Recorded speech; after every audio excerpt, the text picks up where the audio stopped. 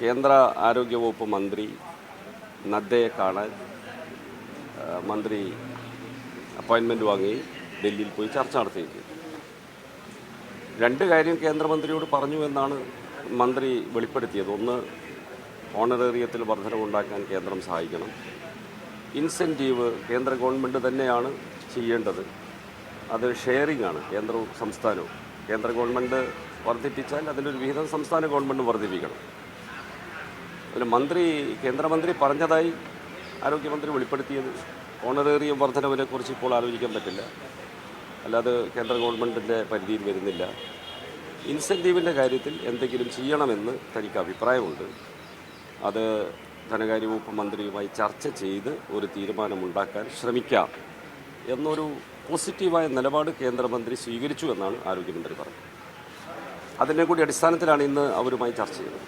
സാധാരണ നിലയിൽ ഒരു ട്രേഡ് യൂണിയൻ ഇതുപോലുള്ള സമരങ്ങളിൽ ഏർപ്പെടുമ്പോൾ ഇത്തരത്തിലുള്ള അവസരങ്ങൾ ഉപയോഗിക്കാറുണ്ട്. സമരങ്ങൾ ഇപ്പോൾ അംഗനവാടി ജീവനക്കാരുടെ ആവശ്യമുയർത്തി INTUC ഒരു സമരം നടത്തിയിരുന്നു.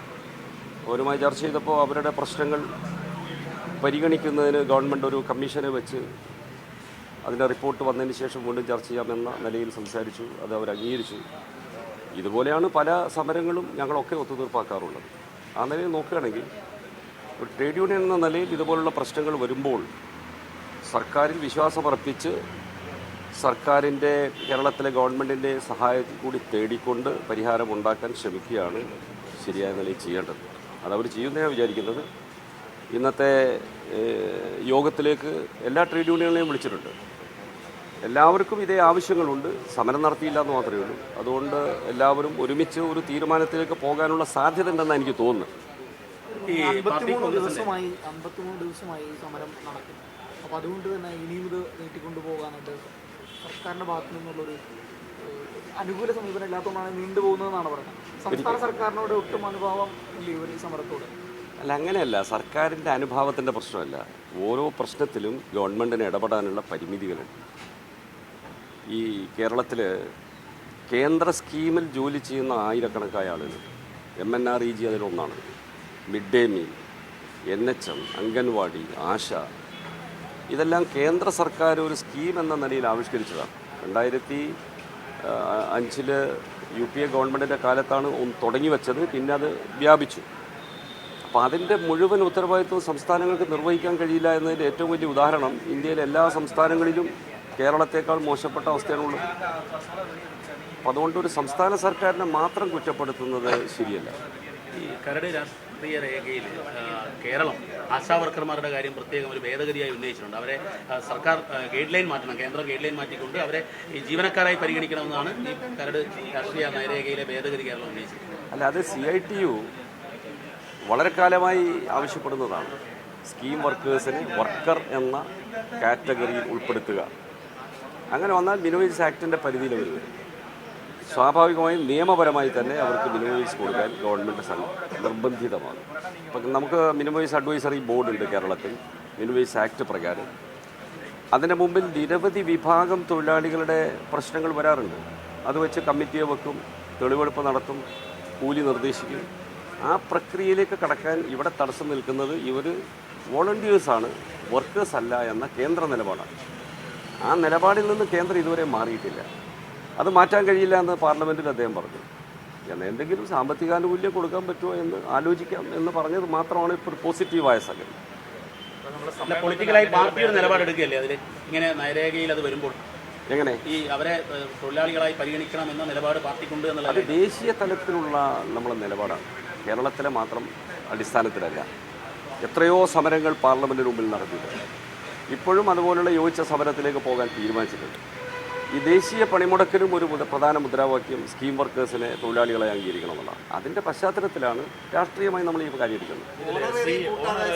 CITU എന്ന നിലയിൽ ഒരു ചർച്ചയ്ക്ക് പോകുമ്പോൾ നമ്മളൊരു സൊല്യൂഷൻ മുന്നോട്ട് വെക്കുന്നുണ്ടോ? CITU ഇത് എങ്ങനെ പരിഹരിക്കാം ഈ സമരം എന്നുള്ളത് ഒരു ആവശ്യവും ഇല്ല. അത് അങ്ങനെ അവർ പോകണമെന്ന് പറയാൻ കഴിയില്ലല്ലോ ഒരു സമരം. അതിലെന്താ പ്രശ്നം വെച്ചാൽ, സാധാരണ നിലയിൽ ഒരു ട്രേഡ് യൂണിയൻ ഒരു സമരത്തിലേക്ക് പോകുമ്പോൾ സഹപ്രവർത്തകരുമായി കൂടിയാലോചിക്കാറുണ്ട്. ഏത് വിധത്തിലാണ് ഇതിന് പരിഹാരം കാണേണ്ടത് എന്നൊരാശയവിനിമയം നടത്താറുണ്ട്. അങ്ങനെ ഒരു ആശയവിനിമയം അവരുമായി നടത്താൻ ഇതുവരെ സാധിച്ചിട്ടില്ല. അവരാരോടും ആലോചിച്ചിട്ടില്ല. അതുകൊണ്ട് എന്തെങ്കിലും നിർദ്ദേശം വെച്ചാൽ അവർ അംഗീകരിക്കുന്നതിന് യാതൊരു ഉറപ്പില്ലാത്തതുകൊണ്ട് നമുക്ക് ചാടിക്കയറി നിർദ്ദേശം വെക്കാൻ പറ്റില്ല. ഒരു ട്രേഡ് യൂണിയൻ സ്വഭാവമില്ലാത്ത സമരമാണ് എന്നാണോ സഖാവ് പറയുന്നത്? അതെ അതെ അതെ, അവർ ഒരു ട്രേഡ് യൂണിയൻ നടത്തുന്ന സമരത്തിൻ്റെ രീതിയല്ല അതിനുള്ളത്.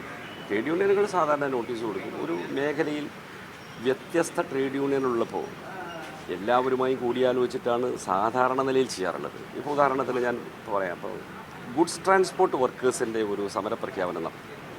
അതിൽ ട്രാൻസ്പോർട്ട് സംഘടനകളും കൂടി ചേർന്ന ഒരു സംയുക്ത സമരസമിതിയാണ് വരുന്നത്. അതിലെല്ലാ സംഘടനകളും ഉണ്ട്. അല്ല, അതല്ല, ഈ ഓണറേറിയം എന്നൊരു കാര്യം CITU അത് വർദ്ധിപ്പിക്കണമെന്ന് സർക്കാരിനോട് ഈ ചർച്ചയിൽ ആവശ്യപ്പെടും.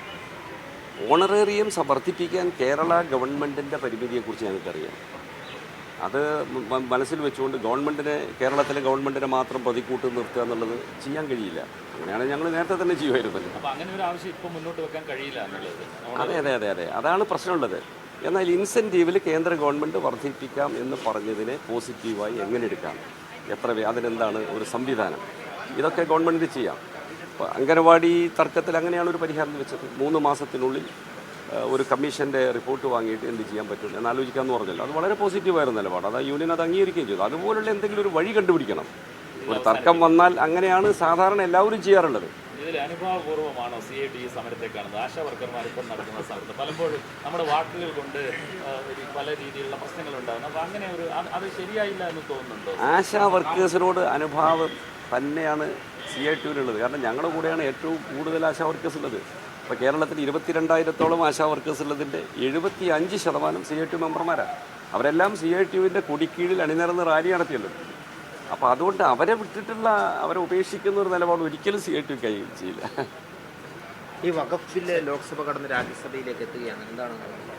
അല്ല, അത് RSSൻ്റെ ഒരു അജണ്ടയാണ് ഈ വഖഫ് ബില്ലെന്ന് പറഞ്ഞത്. മതപരമായ വിശ്വാസത്തിൻ്റെ അടിസ്ഥാനത്തിൽ വഖഫ് ചെയ്യുന്ന ഭൂമി ഭരണപരമായി നടത്തുന്നതിനാണ് വഖഫ് ബോർഡുകൾ.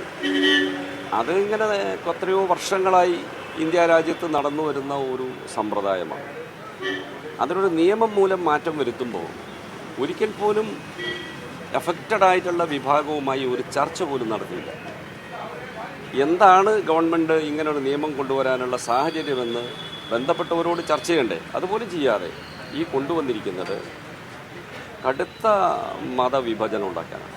അതുകൊണ്ട് തന്നെ ഞങ്ങളതിനെ ശക്തമായിട്ട് എതിർക്കും. ഈ രാഹുൽ ഗാന്ധി സംസാരിച്ചില്ല എന്നുള്ള വിമർശനങ്ങൾ ഉയരുന്നുണ്ട്. എങ്ങനെയാണ് അതിനെ കാണുന്നത് കോൺഗ്രസിൻ്റെ നിലപാട്? രാഹുൽ പാർലമെന്റിൽ എത്തിയില്ല എന്നാണ് മനസ്സിലാക്കാൻ സാധിച്ചത്.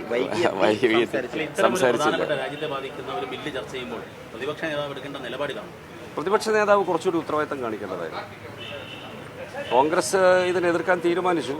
അപ്പോൾ ആ കൂട്ടത്തിൽ കോൺഗ്രസിൻ്റെ സമുന്നത നേതാവായ രാഹുൽ ഗാന്ധി ഈ എതിർപ്പിന് നേതൃത്വം കൊടുക്കേണ്ടതായിരുന്നു പാർലമെന്റിൽ. അതെന്തുകൊണ്ടാണ് അദ്ദേഹം മാറിയുന്നത് എന്നത് പറയാൻ പറ്റില്ല.